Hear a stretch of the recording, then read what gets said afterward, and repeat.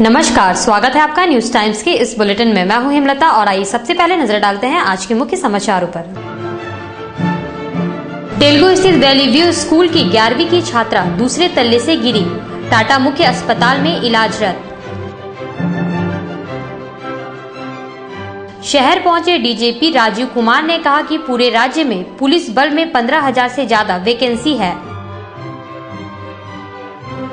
और शहर के 2 व्यवसायियों के ठिकानों पर आयकर विभाग का छापा। अब खबरें विस्तार से। टेल्को स्थित वैली व्यू स्कूल बिल्डिंग के दूसरे तल्ले से गुरुवार को 11वीं की एक छात्रा के गिर जाने पर चर्चा का बाजार गर्म है। छात्रा का इलाज टीएमएच में चल रहा है। टेल्को वैली व्यू स्कूल में दूसरे तल्ले से 11वीं की छात्रा अंजलि के गिर जाने से पूरे स्कूल में अफरा तफरी मच गई। छात्रा को घायल अवस्था में टीएमएच में भर्ती कराया गया है। आखिर अंजलि कैसे गिरी या कोई और वजह है, इसकी जांच स्कूल प्रबंधन कर रहा है।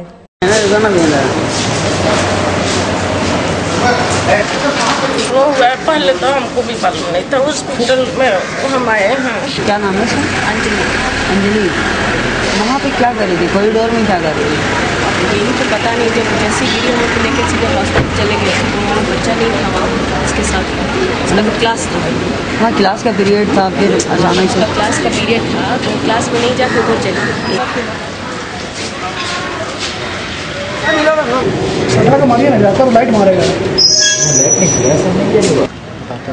डीजीपी राजीव कुमार ने गुरुवार को जिले के पुलिस अधिकारियों के साथ बैठक की और बाद में मीडिया से रूबरू हुई। उन्होंने कहा कि पूरे राज्य में पुलिस बल में 15,000 से ज्यादा वैकेंसी है। डीजीपी राजीव कुमार ने पहले जिले के पुलिस अधिकारियों के साथ बैठक कर उन्हें दिशा निर्देश दिया। बाद में संवाददाता सम्मेलन में उन्होंने सवालों के जवाब भी दिए। उन्होंने कहा कि पूरे राज्य में पुलिस बल के लिए 15,000 से ज्यादा वैकेंसी है। उन्होंने एक सवाल के जवाब में कहा कि जमशेदपुर में आपराधिक घटनाओं में कमी आई है।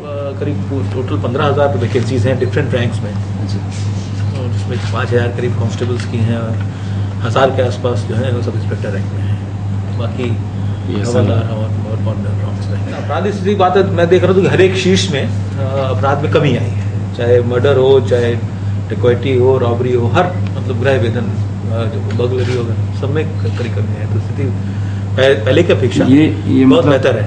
ये कोल्हान की बात कर रहा है? हम यहाँ की बात कर रहे हैं, जमशेदपुर की बात कर रहा हूँ। नक्सल घटनाओं पर उन्होंने कहा कि मुठभेड़ में पुलिस को सफलता भी मिली है।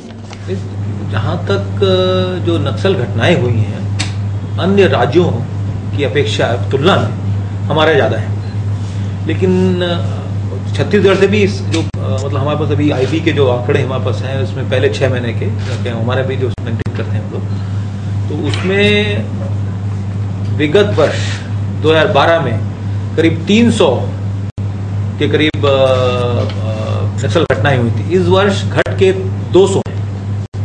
तो मैं समझता हूँ कि नक्सल स्थिति बेहतर हुई पहले से।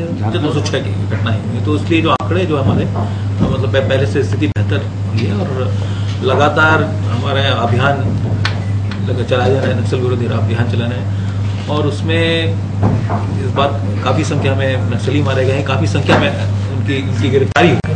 तो इससे चलते पहले की अपेक्षा इसमें स्थिति में सुधार है। दरोगा बहाली में हुई गड़बड़ी पर उन्होंने कहा कि जांच हो रही है। उन्होंने कहा कि राज्य भर में 350 नए पुलिस स्टेशन का निर्माण हो रहा है। कुछ ऐसे उम्मीदवार थे जिनका सिलेक्शन नहीं होना चाहिए था और उनका हो गया, और बहुत ऐसे कैंडिडेट हैं जिनका की सिलेक्शन हो जाना चाहिए था लेकिन नहीं हुआ। उसके लिए हमने रिकमेंड करा कि उनको लिया जाए। इस तरह से हमारा पास भी नहीं, लेकिन हमारा खुद जो पुलिस हाउसिंग कॉर्पोरेशन जो हमारा है वो काफी कई जगह टावर्स हम लोग बना रहे हैं जहाँ की हमारे पुलिस कर्मी है उनको आवास की सुविधा उनको मिलेगी और ये काफी तेजी से काम चल रहा है। यहाँ वो भी यहाँ पे भी टावर नहीं उसका पैसा है और ये जल्दी काम शुरू होगा। उसमें जो हमारा पुलिस शुरू हो चुका है। गुरुवार को व्यवसायी दीपक भलोटिया और चितलमल के विभिन्न व्यवसायिक ठिकानों पर आयकर विभाग ने एक साथ छापामारी की। सुबह 8 बजे से चल रही छापामारी में आयकर विभाग की टीम ने दीपक भलोटिया और चितलमल के विभिन्न ठिकानों पर एक साथ छापामारी की। हालांकि मीडिया को इसकी जानकारी नहीं दी गई, पर सूत्र के अनुसार रांची से भी कुछ अधिकारी इस छापामारी में शामिल है।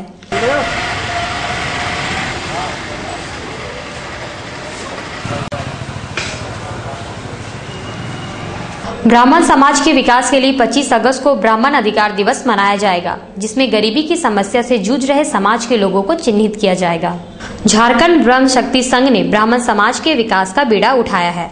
निर्मल गेस्ट हाउस में आयोजित संवाददाता सम्मेलन में डॉक्टर पवन पांडे ने बताया कि समाज के गरीब लोगों को चिन्हित कर उनके लिए सुविधाओं की जुगत लगाई जाएगी।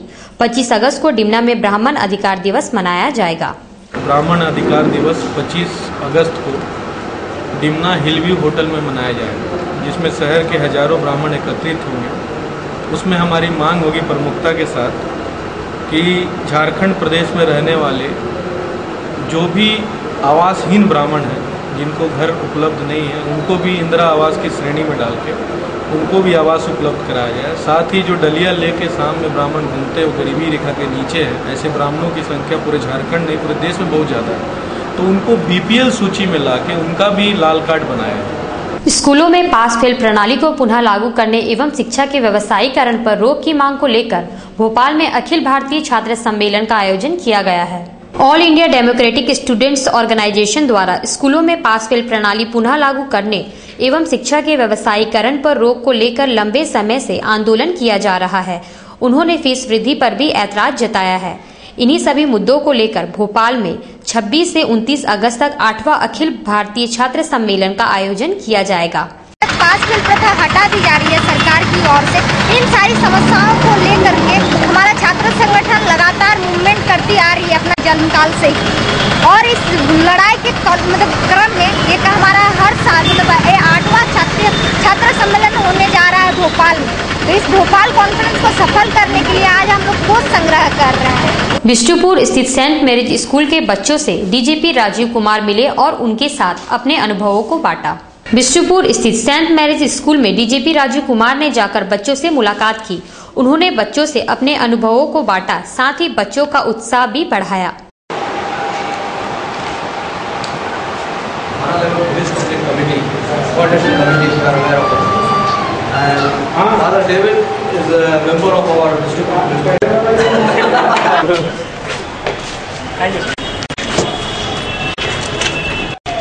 उद्देश्य था हमारे स्टूडेंट्स के साथ वार्तालाप करने का, ताकि स्टूडेंट जो है भविष्य का निर्माण करने वाले हैं। आज स्टूडेंट कल भविष्य उनके हाथों में है, इसलिए हम चाहते थे कि जो पुलिस फोर्स जो है बहुत कुछ जवान जो है बहुत कुछ अपने आप को त्याग कर बहुत कुछ कर रहे हैं दुनिया के लिए, पर बहुत कम दिखाई पड़ता है। एक बार जब क्या कुछ नहीं हो पड़ा, कुछ गलत काम हो जाता है, हम लोग पुलिस फोर्स को तुरंत दिमाग देते हैं, पर बहुत कुछ अच्छा काम होता है हम लोग उसको बधाई नहीं देते हैं। और विचार है कि स्थिति में बच्चों को जानकारी मिले और बच्चों को इसके द्वारा पुलिस क्या कर रहा है, पुलिस से क्या उम्मीद है, बच्चों से वार्तालाप हो। और पुलिस को ऐसा नहीं है कि उनको सिर्फ जुर्म करने में ये करता, बल्कि साथ में बहुत सारा चीज में मदद कर रहा है। संत श्री आसाराम जी महाराज आश्रम के प्रतिनिधियों ने झामुमो जिला अध्यक्ष से मिलकर कार्यकर्ताओं द्वारा आसाराम बापू का पुतला फूके जाने का विरोध किया। संत आसाराम बापू पर इन दिनों यौन शोषण का आरोप है। बुधवार को झामुमो कार्यकर्ताओं ने प्रदर्शन करते हुए आसाराम बापू का पुतला फूका था। गुरुवार को आसाराम आश्रम के प्रतिनिधियों ने झामुमो जिला अध्यक्ष रमेश हांसदा से मिलकर इस पर आपत्ति जताई। कल शाम को साक्षी को चक्कर पे झामुमो के कार्यकर्ता पूज गुरुदेव का आसाराम जी बापू का पुतला दहन किया और पेपर में गलत स्टेटमेंट निकाले हैं। तो ये उनका पर्सनल वक्तव्य हो सकता है, लेकिन किसी धार्मिक गुरु के प्रति बिना किसी प्रूफ के आप इस तरह का लांछन लगाना ही गलत है। सामाजिक कार्यकर्ता नरेंद्र पमोलकर के हत्यारों को सजा दिलाने व अंधविश्वास विरोधी कानून बनाने की मांग को लेकर अर्जक संघ ने उपायुक्त के माध्यम से महामहिम राज्यपाल को ज्ञापन सौंपा। महाराष्ट्र के अंधविश्वास विरोधी समाज सेवी नरेंद्र पमोलकर की 20 अगस्त को गोली मारकर हत्या कर दी गई। इसके विरोध में अर्जक संघ ने गुरुवार को उपायुक्त के माध्यम से माननीय राज्यपाल को एक ज्ञापन सौंपा। ज्ञापन में महरूम पमोलकर के हत्यारों की गिरफ्तारी एवं अंधविश्वास विरोधी कानून बनाए जाने की मांग की गई है। हम मांग करते हैं कि नरेंद्र पमोलकर के हत्यारों को फांसी दिया जाए, अंधविश्वास विरोधी कानून बनाकर डायन, भूत, ओझा, तंत्र इत्यादि जो अंधविश्वास चीज विज्ञान विरोधी चीज है उस पर प्रतिबंध लगाया जाए। मानगो क्षेत्र में लगे विभिन्न मोबाइल टावरों के विरोध में झारखंड अल्पसंख्यक मोर्चा द्वारा गुरुवार को उपायुक्त को एक ज्ञापन सौंपा गया। ज्ञापन में टावरों के रेडिएशन से होने वाली बीमारियों का हवाला दिया गया। झारखंड विकास अल्पसंख्यक मोर्चा द्वारा गुरुवार को मानगो क्षेत्र में लगे असंख्य मोबाइल टावरों के खिलाफ मुहिम चलाई गई। जकी अजमल के नेतृत्व में उपायुक्त को ज्ञापन सौंपा गया, जिसमें कहा गया कि रिहायशी इलाकों में लगे इन टावरों से होने वाली रेडिएशन की चपेट में आकर लोग विभिन्न रोगों के शिकार हो रहे हैं, अतः इन टावरों को हटाकर किसी दूसरे स्थान पर स्थानांतरण किया जाए। जो रोड नंबर 13, रोड नंबर 14 में 5-6 टावर लगा दिया गया है, मोबाइल टावर। इससे आम लोगों को बहुत परेशानियां हो रही हैं। आए दिन बीमारी से लोग ग्रस्त हैं। हमने आज से 8 महीना पहले भी विशेष पदाधिकारी की इसकी लिखित सूचना दी जवाहर नगर वेलफेयर सोसाइटी के माध्यम से, मगर अभी तक कोई इसका सुनवाई करने वाला नहीं। अभी पिछले 16 तारीख को भी जवाहर नगर के बस्ती वासियों ने मानगो असेज को जानकारी दिया कि टावर से क्या क्या हानि हो रही है। बागबेड़ा सोमाय झोपड़ी में 20 अगस्त की मध्यरात्रि को आई बाढ़ की चपेट में आकर एक मकान ढह गई, जिसके नीचे दबकर 2 बच्चों की मौत हो गई थी। उनको मुआवजा दिलाने की मांग को लेकर झामुमो ने उपायुक्त को एक ज्ञापन सौंपा। 20 अगस्त की रात को अचानक आई बाढ़ ने जबरदस्त तबाही मचाई। बागबेड़ा सोमाय झोपड़ी के रहने वाले प्रताप दास अपने कच्चे मकान में परिवार के साथ सो रहे थे, तभी बाढ़ के पानी से उनका मकान ढह गया और वे सभी नीचे दब गए। बाद में पड़ोसियों ने उन्हें बचाया, पर उनके 5 वर्षीय पुत्र अंशु और 9 वर्षीय बेटी संतोष को नहीं बचाया जा सका। गुरुवार को रमेश हांसदा के नेतृत्व में झामुमो कार्यकर्ताओं ने उनको मुआवजा दिलाने की मांग को लेकर उपायुक्त को एक ज्ञापन सौंपा। उपायुक्त महोदय से मांग कर रहे हैं कि गरीब परिवार को उचित मुआवजा दिया जाए। इसी संबंध में हम लोगों ने आज उपायुक्त महोदय को ज्ञापन सौंपा। एडीएम गणेश कुमार ने गुरुवार को बाढ़ प्रभावित क्षेत्रों का दौरा किया और वहां चिकित्सीय सुविधा मुहैया कराने की पहल की। उपायुक्त के निर्देश के अनुसार एडीएम गणेश कुमार ने अपनी टीम के साथ बाढ़ प्रभावित क्षेत्रों का दौरा किया। दंडाधिकारी, उसके बाद जो है रेड क्रॉस के प्रतिनिधि और सिविल डिफेंस के प्रतिनिधि के साथ सभी प्रभावित क्षेत्रों का दौरा आज मेरे द्वारा किया गया। सर्वप्रथम हम लोग जो है सो शास्त्री नगर गए। वहाँ जो है सो जल जमाव जो था वो खत्म हो चुका था और वहाँ जो निर्मल सेवा सदन में जो प्रभावित परिवार था वो अपने घर को चले गए थे। वहाँ जेएनएससी को साफ सफाई का आदेश दिया गया और ब्लीचिंग पाउडर छिड़काव का कहा गया। उसी प्रकार मानगो के कुंवर बस्ती एवं हड्डी गोदाम के पास जो है सो साफ सफाई और ब्लीचिंग पाउडर के छिड़काव के लिए कहा गया है। बागबेड़ा के प्रभावित क्षेत्र नया बस्ती और जुगसलाई में जो है सो मिल्लत नगर, गरीब नवाज कॉलोनी, ये सब में भी जो है सो साफ सफाई और ब्लीचिंग पाउडर के छिड़काव के लिए कहा गया है। सिविल सर्जन के नेतृत्व में 8 सदस्यीय मेडिकल टीम गठित किया गया है। बागबेड़ा नया बस्ती में हालांकि बाढ़ का पानी उतर गया, पर अपने पीछे छोड़ गया तबाही और गंदगी। बागबेड़ा नया बस्ती से बाढ़ का पानी उतर गया है, पर अब वहाँ गंदगी और सड़ान से महामारी का खतरा बढ़ गया है। बस्ती वासियों ने न्यूज टाइम्स को बताया कि उन्हें पूर्व सूचना नहीं थी, इस वजह से काफी नुकसान उठाना पड़ा है। उन्होंने कहा कि घर पर रखे अनाज व सामान सभी कुछ नष्ट हो गए हैं। क्या है भगवान, अभी पानी निकल गया है, साफ सफाई आदमी कर लिया और आदमी कर ही रहा है। प्रशासन से क्या मदद मिला? मिला का कुछ नहीं, वो खाने पीने का खिचड़ी बांटा, पूरी सब्जी बांटा। तो आप लोगों को मिला कि नहीं मिला? मिला, उधर थे तो मिला।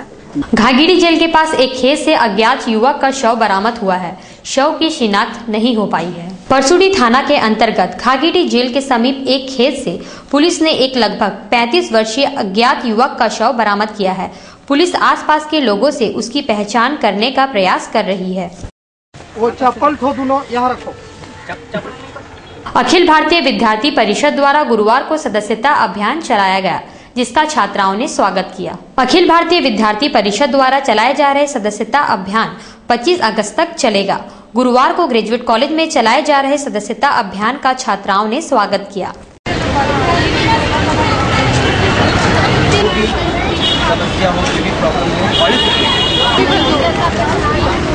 अखिल भारतीय विद्यार्थी परिषद का हम लोग प्रॉब्लम कर रहे हैं, ठीक है? एक मिनट, हाँ बताइए क्या आप लोग कर रहे हैं कॉलेज में? हम लोग अखिल भारतीय सदस्य का अभियान चल रहा है। हम लोग मतलब कुछ भी प्रॉब्लम हो कॉलेज का, वो हम लोग प्रॉब्लम सॉल्व करने के लिए हर कॉलेज में, हर डिपार्टमेंट में भेजे हैं। क्योंकि हम लोग को प्रॉब्लम इसलिए है कि कुछ भी लड़की लोगों को बहुत सारी प्रॉब्लम आती है तो कॉलेज की, तो इसलिए हम लोग चाहे सदस्य अखिल भारतीय के लिए हम लोग सदस्य कैंप खोलेंगे। 25 अगस्त तक हम लोग चलते रहेंगे। केरला पब्लिक स्कूल कदमा द्वारा प्राथमिक दिवस का आयोजन किया गया। इस मौके पर बच्चों ने नाटक का भी मंचन किया। एक्सएलआरआई प्रेक्षागृह में आयोजित उक्त कार्यक्रम में प्राथमिक एवं माध्यमिक कक्षा के बच्चों ने भाग लिया। नन्हे बच्चों द्वारा प्रस्तुत नाटक अली बाबा 40 चोर को लोगों ने खूब सराहा।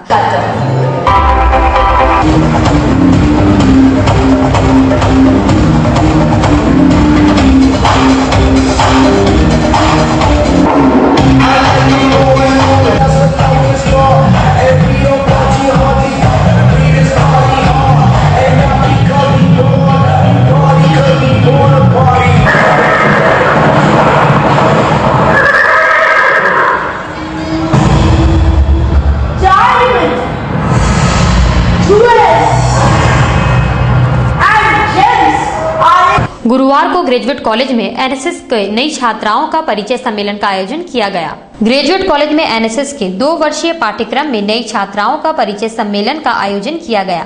यहाँ एनएसएस का तीसरा बैच है। कोऑर्डिनेटर किरण शुक्ला ने न्यूज टाइम्स को बताया।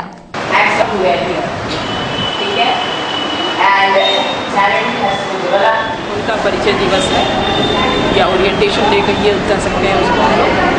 और आज के दिन ये हमारा 3rd बैच है। हमारे और डॉक्टर रमा सुब्रमण्यम के साथ यूनिट 1 और यूनिट 2 यूनिट चलता है।